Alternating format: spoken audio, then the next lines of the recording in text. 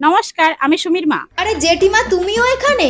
হ্যাঁ। হাই, আমি হচ্ছে সুমি। থাক, তোকে আর বলতে হবে না, তোকে সবাই চেনে। হ্যাঁ জেঠিমা, সবাই চিনি। তোমার যা গুণধর মেয়ে, একদম বাঁধিয়ে রাখার মতো।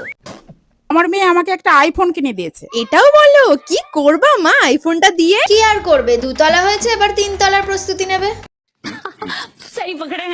আজ আমার মেয়ে আমাদের বড় একটা স্বপ্ন পূরণ করলো। তা কিভাবে করলো জেঠিমা এই স্বপ্নটা পূরণ? अभी बता दे भाई। এই কোথায় যাচ্ছ গো? ভয় পেয়ে যাই। এভাবে সায়া ব্লাউজ পরে ক্যামেরার সামনে দৌড়ে বেড়ালে তো স্বপ্ন পূরণ হবেই।